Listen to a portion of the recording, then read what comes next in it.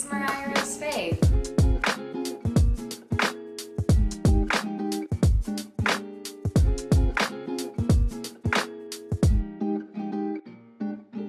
Let's jump into it. So could you introduce yourself and say what you do, who you are? Yeah, so I'm Mariah's Faith. I'm known primarily of doing theater work. I've been a part of Team Star Kid. I'm also in the first national tour of Mean Girls, where I play Regina George. Yeah, and then like YouTube as well. That's kind of where I got my start a little bit, and yeah, that's primarily what I'm known for. When you first fame is a weird word, but rose to fame, like, was that through Star Kid? I was getting a lot of attention on YouTube, not crazy like million views, things like that, but like I was singing a lot of theater stuff. And so I think it was like I was starting to get a following from theater kids, as I am one. But I was going to film school at the time, and then Star Kid happened and definitely boosted me to a different platform. When I was like in Star Kid, a lot of comments were like, I know her from YouTube. That's that girl from YouTube, you know? So there was like a recognized part of me already. But yeah. As a youth of the 21st century myself, with social media platforms, I, have seen many of my friends and people I love kind of be negatively impacted by images of gorgeous celebrities and influencers, a lot of which, like the images, like face-tuned or using whatever apps, and each to their own. I'm not judging. But the point is that social media can be very deceptive, especially since people post the best part of their lives. They're not going to post a day when they're like crying. So when you were growing up, did you also feel this negative impact from Instagram or any other platforms? And kind of like, did you compare yourself naturally to those who you saw online? Oh my God. Yeah. I've definitely like come out of it now. I mean, we all have our moments, and I certainly have my moments, but back then I remember it, like social media really started happening when I was like 16, 17, which just shows I'm old, but also it also shows how that's like, you're not, how old are you? I'm about to turn 25. That's just not old though. It's a thing. But I think it goes to show like how quickly social media rose to what it was. True. Because it was like, I remember everyone was just starting to get Instagram at like the end of my sophomore year. I don't even know if I had it yet. I maybe like just got it, which is nuts. It's crazy to think that. But yeah, and same with like Twitter and all of that, which I think for me, I was a really big One Direction fan back in the day, like massive.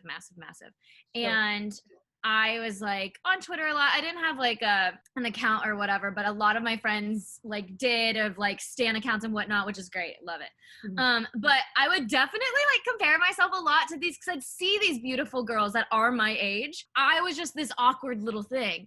Or at least that's what I felt that I was. And I'm seeing these girls that are my age, or people on like the Disney Channel who are the exact same age as me, looking like this and appearing this way and getting these dream things. And social media just puts that in your face of like, look at how this person is your exact age and they're doing your dream, which makes you second guess your timeline and what's meant for you and what's not meant for you. Absolutely. It really, really affected me a lot. I ended up kind of taking a little step back in my later teens, as well as I've taken a step back now. Like I don't have Twitter just because of compare and contrasting, and it's really easy to do. It's really just right here in your face, and you can do it all day if you need to do it and if you want to do it. I remember like crying to my mom once in my room when I was like 17 over, again, like some Disney Channel actress, and I was like, look at how she looks and she's doing this and she's doing that, and I want that to be me, and why can't it be me? And it's like, the answer is, why can't it be me? And it can be me. And it was.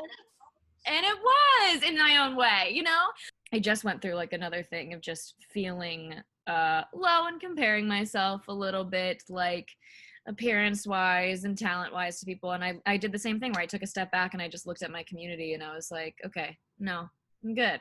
I'm doing some cool things. I'm a pretty cool person. And we got to be our own hype man. We can't wait for the world to be our hype man. Yeah.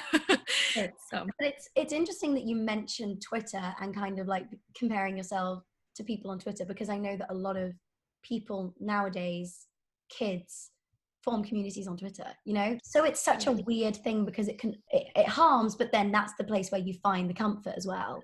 Oh yeah, it's a balancing act for sure. Like two of my best friends to this day are people that I met on like Stan Twitter in like 2014, and we're in a group Snapchat. We Snapchat every day, you know, and it's been almost 10 years when you look back at it. Twitter is hard because you can think something and just rapidly press send, which I had to very much learn as I got older, and my account switched from having 100 followers to 25,000 followers, and it's not like my diary anymore, you know, with my close friends.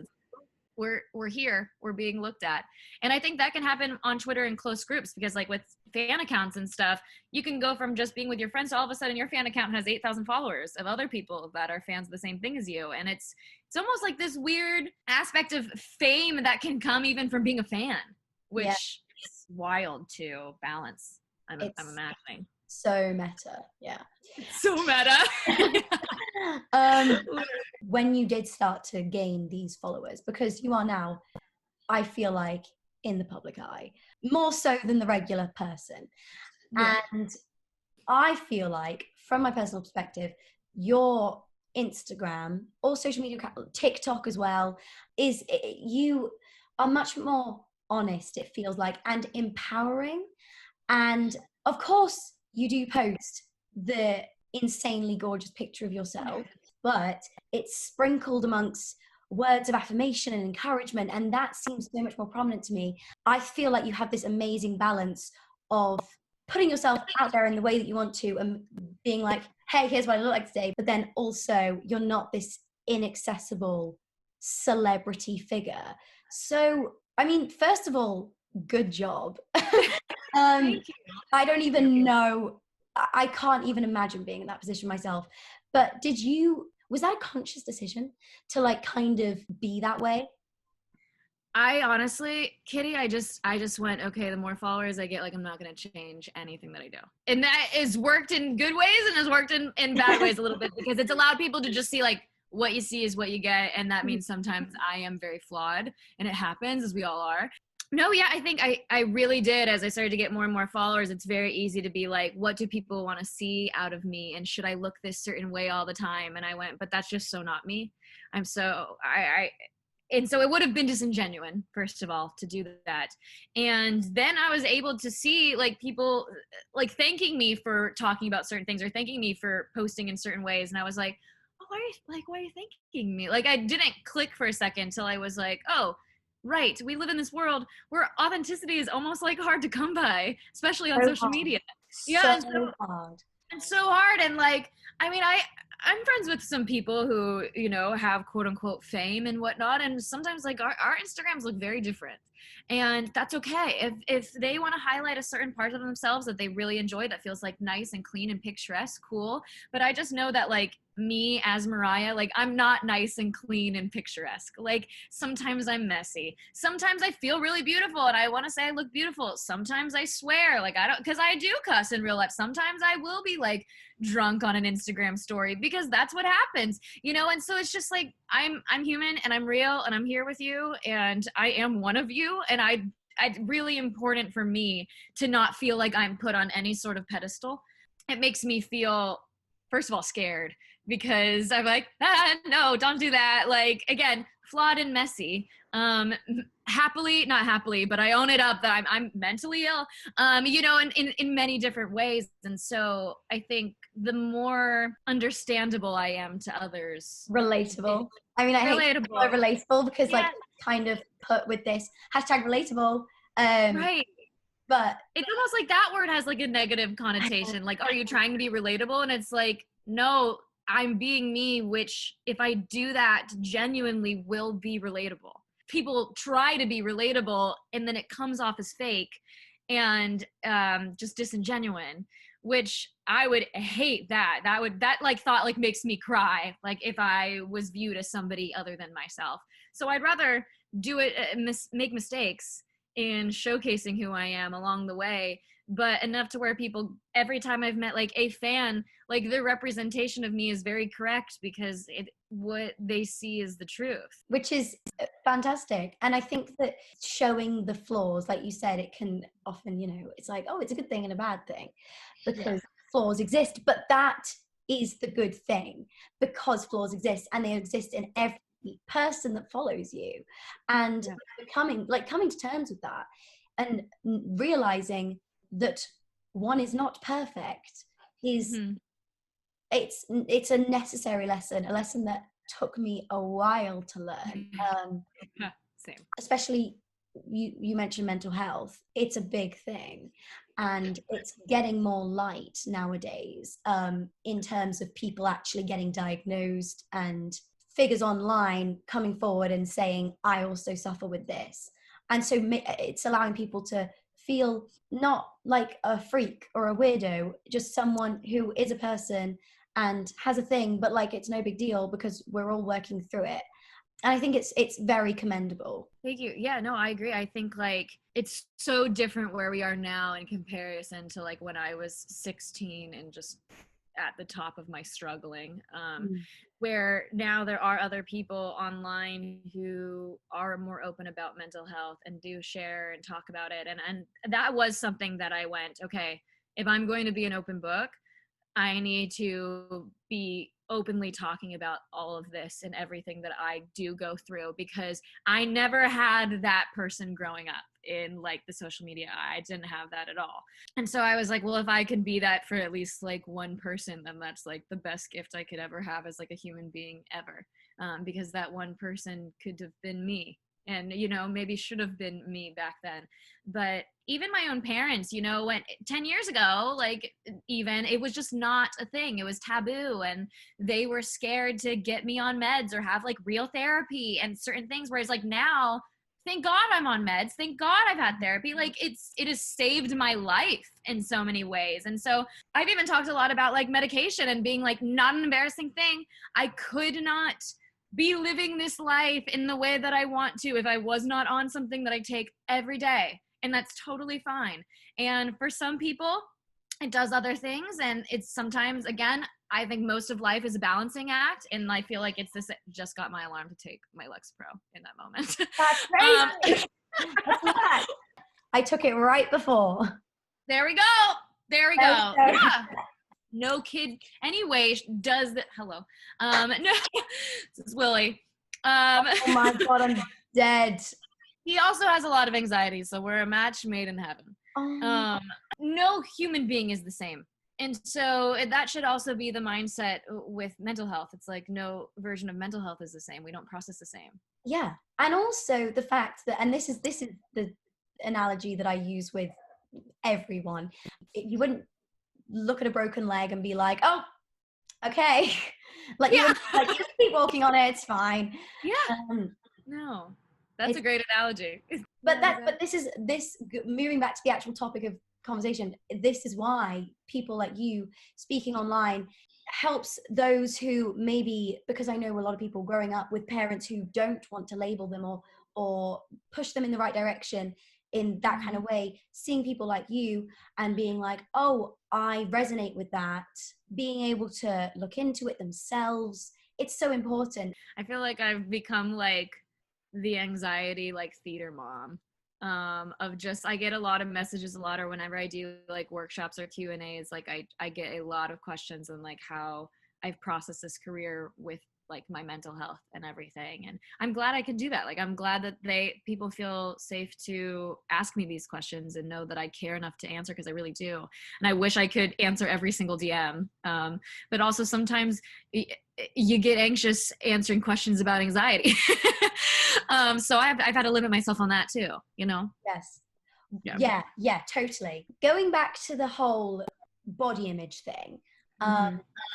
So Instagram and Snapchat actually in particular really cause the problems, because there was a study in the Journal of Communication which showed that the use of social networking increases adolescent girls' obsessive surveillance of themselves.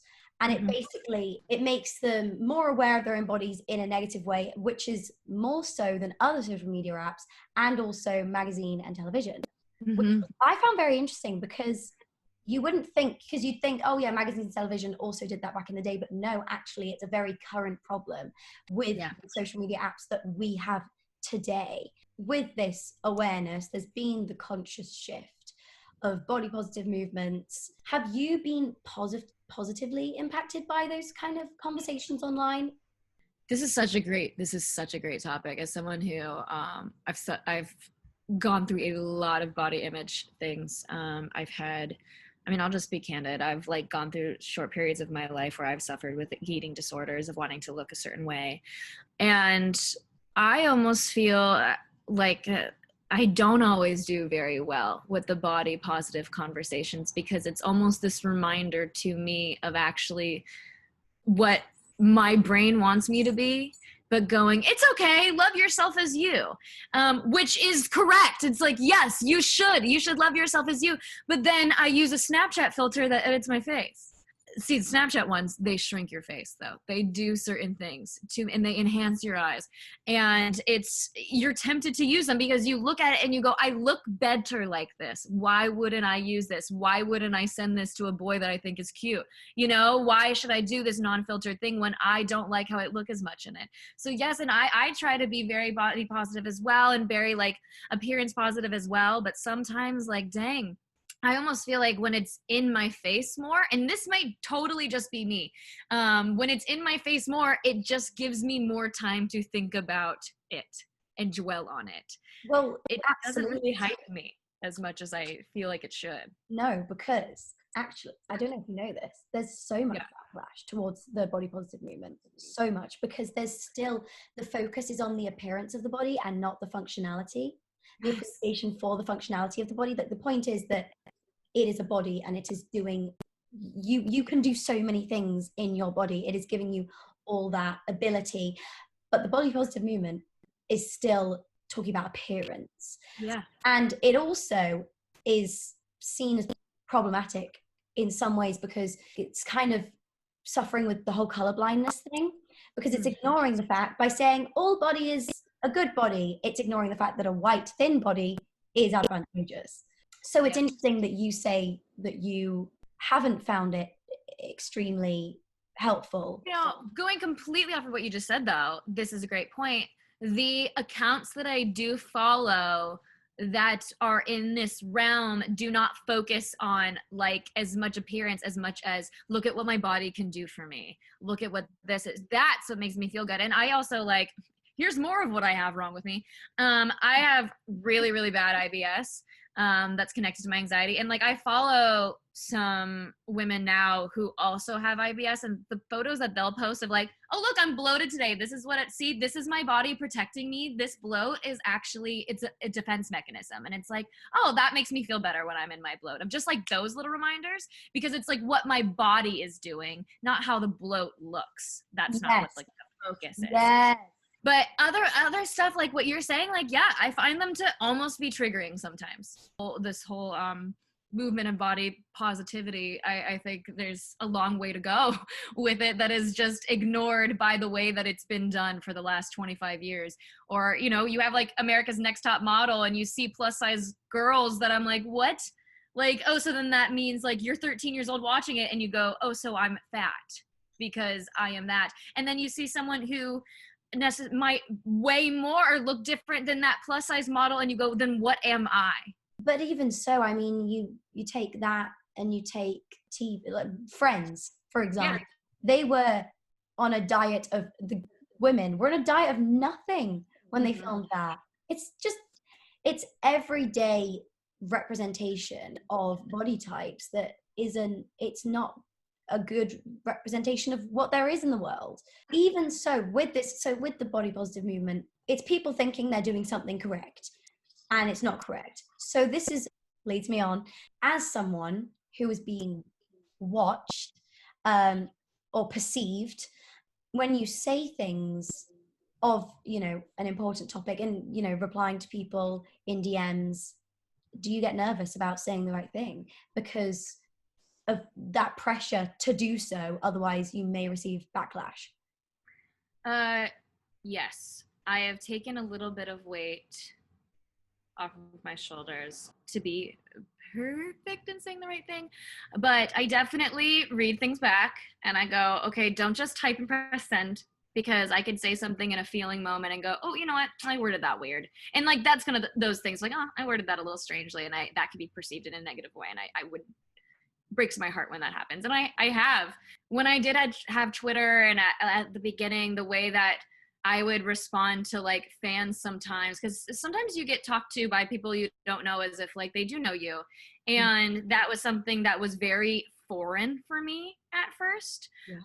Of just like, I would get upset if like someone was like, I would tweet at like 10:30 and they'd be like, go to sleep, Mariah, like you're drunk or something like that. And that would like hurt my spirit. Like it would hurt my spirit to get that, because it's like, oh no, actually like this is just me like being weird, and I'm not used to people kind of coming for me like that, even though it's in a joking way. It's like a friendly, teasing way. And I would like respond back just very directly of like, no, I'm not going to bed. It's 10:30. You know, like I will give it back to you if you want to give it to me. And for a while it turned into like just some people thinking that I was rude or I was a little direct to my fans. And that I spiraled, like truly, like the fact that people thought I did not care about them sent me into a very depressive place, because I really do. But it also just made me realize like, okay, like I stated earlier, I don't have like 100 followers on here anymore. I don't know these people in real life. And something that may not bother me may actually really bother somebody else, because they also view me in a different way. And so my words might mean more to them, even though I'm like, oh, you teased me, why can't I tease you? And it's like, but also I'm not their friend. I'm someone that they may look up to. And so dialogue and conversation was something that I had to learn. Like it's definitely like a learning curve. Tell me about it. I mean, I fall into those traps just speaking to my friends, like literally just my friends on Messenger. I didn't even think about talking, like specifically speaking directly to a fan. I had one more thing that I wanted to talk about, and that was, I mean, we've touched on it, but your relationship with your followers or fans or whatever word you're comfortable with, because it seems like you absolutely have one, a good one and an open one. Was it something that you were like, yes, I want to have this, or did it just happen by accident? You were just like, I'm going to reply to these people, and then suddenly there was this open communication? I think it was always yes, just because I have been that fan. I mean, no exaggeration, like certain people that I really looked up to at 16, if they like replied to me on Twitter or Instagram, it would have like saved my life sometimes, or would have given me that joy of just getting me through that week, that month, or whatever. And it happened like a couple times. Or like, oh, this person in this band followed me, like I'm good for a month. You know, it's just sometimes that is that, because so much is going on, especially when you're young. I mean, even now I'm turning 25 and I'm like, the world around me is time right now. But yeah, I think I just knew how I felt at that age. And I think at first I dived a bit too head in for my own just like security and like mental health. I think I was getting like a little too personal with everybody and like really being there for everyone, in the sense where now again, like I've learned how to operate of like, oh, I love replying to things, I love being there, I love doing this, but also sometimes I can't reply to every single DM.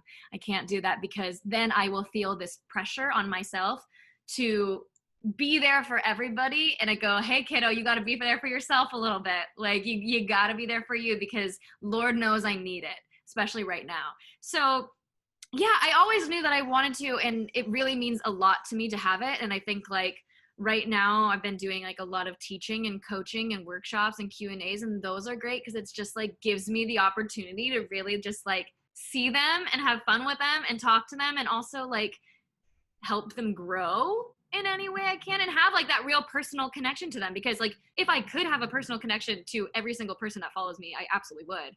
No hesitation. And that was also my favorite thing about like Star Kid shows and Mean Girl shows, is like doing stage door and meeting people and having, even if it's only 1 minute of exchanging love with one another and hugging and taking a photo. And it's like, I wish I could sit down and talk to each person for an hour, but most of the time it's 11:30 p.m. and I got to do the same thing tomorrow, maybe twice. So it's like, I got to go to bed. And that was something I had to learn too, of like, there were some times after the show, if I was like fighting getting sick or certain things where like I could not stage door that night, or if I had anxiety, I could not stage door. And that used to like rip me up because I wanted to see everybody and I knew that there were people that wanted to meet me and I felt like I was letting them down. And so I had to find a forgiveness of that within myself, of going, hey, like, if they care about you, like you hope that they do, they're going to understand that you can't always show up because we got to take care of ourselves. And this job is very, very hard. But yeah, I love it more than anything, having that relationship with them. It's just, like everything, been a balancing act for them and for myself. You mentioned that, you know, at first things got too personal. Do you have a limit? Do you like know where to cut off? Are you like, I don't share this online? I don't like talking about like my personal relationships online. Like in terms of like romantic relationships, I don't like sharing a lot of stuff like that. Like if I have a partner, if I'm with somebody and it's been like a bit of time, of course they will be seen in stuff that I do, but I don't like talking about things that have happened there or things that have happened like with my friends. That's the stuff that I only want to showcase the joy. I don't want to share, like, I go through a lot of heartbreak. I've been through heartbreak recently, and it's like I don't want to put that on blast in certain ways. I will share like my mental health is at this sort of point or this and this, but the details of that I don't like people knowing because I'm processing them in that moment. You know? Yeah, definitely those. It's like that personal detailed stuff I don't like to share. That's what my close friends Instagram story is for, you know. It's like that is where, and I'm sorry to all my close friends that get it and they're just like, Mariah, girl, I'm like, well, I gotta put it somewhere. I gotta put it somewhere because I can't just put it on my feed anymore. So yeah, I think that entering this conversation, I think that I was very naive because the nuance of it all is so complex.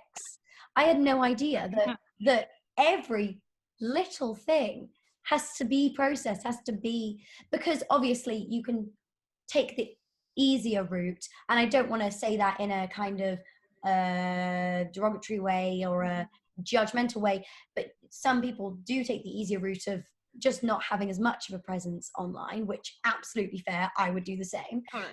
But then, you know, your path of being open, I mean, it makes you think. I mean, as someone who already suffers with stuff, I can imagine that is not easy. So actually, we should be even more thankful to you because it's not easy for you. It's not, but you know. No, but okay, but also like I feel like you are doing something that is very important and something that's very unique. And I know that it sounds gross to hear because at the end of the day, you're just being yourself online. Like at the end of the day, you're like, I'm not doing anything special, but actually the impact that it has is special. And I think that is exactly why I wanted to do this and wanted to recognize you for that. And just kind of every person that is like you in the world and is in the public eye and doing the same thing.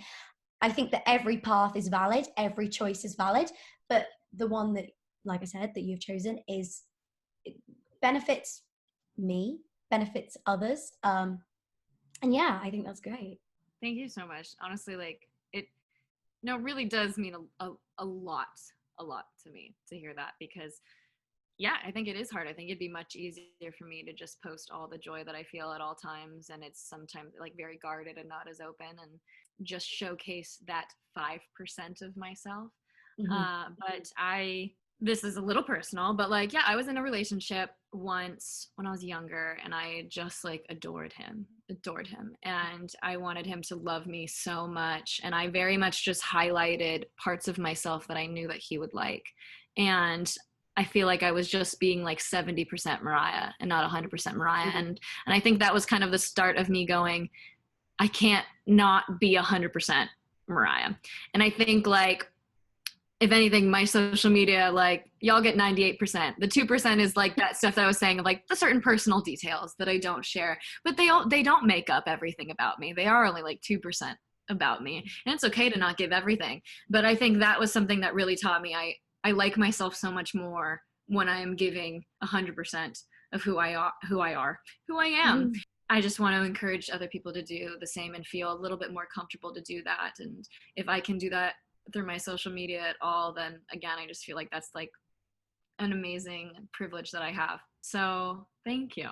Thank you. I really, really appreciate hearing it. This has been amazing. Thank you so Seriously, much. I have loved being able to do this. If you need anything, I just followed you on Instagram. Like, DM me whenever. Like, How did you find me? I just typed in your name. Oh. And then you came up because it said like follows you already. And so I was like, oh, okay.